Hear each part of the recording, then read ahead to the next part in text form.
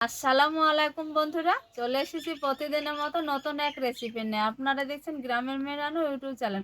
আমার এই ছোট্ট চ্যানেলে তোমাদেরকে অনেক স্বাগত জানিয়ে আজকের রেসিপি শুরু করছি বন্ধুরা।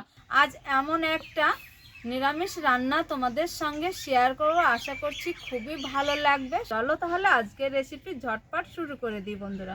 আমি বাঙালিরা যেভাবে ঘরোয়া পদ্ধতিতে পালং শাক নিরামিষভাবে রান্না করে বন্ধুরা, সেইভাবে আজকে এই পালং শাকের নিরামিষ রান্না করব। খেতেও ভালো লাগে। দেখো এই সাইজের একটু মোটা মোটা করে কেটে নেব। তো বন্ধুরা, নিরামিষ পালং শাক রান্না করব, তার জন্য এখানে দেখো আলু কেটে নিয়েছি আর বেগুন কেটে নিয়েছি। পালং শাক, আলু, বেগুন সব একসঙ্গে কেটে নিয়েছি। চলো সরাসরি চলে যাবো একদম চুলার কাছে। বন্ধুরা, উনুনটা জ্বালিয়ে দিয়েছি আর কড়াটা গরম করে নিয়েছি। এইখানে দিয়ে দেব সরিষার তেল।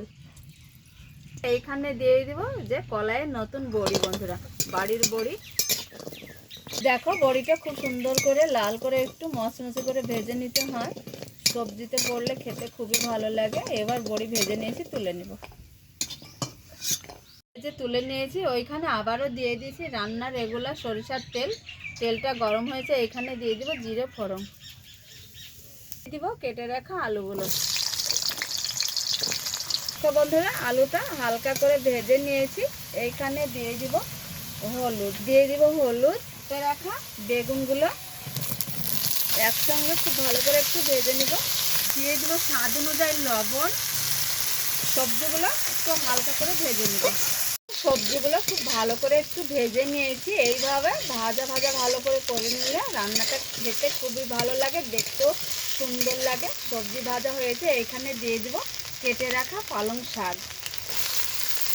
খুব সুন্দরভাবে সব কিছু একসঙ্গে আবারও কষে নেব।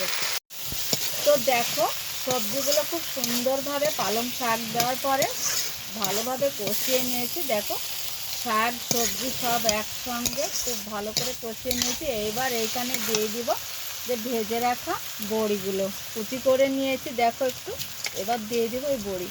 তো এবার দিয়ে দেবো সামান্য একটু জল।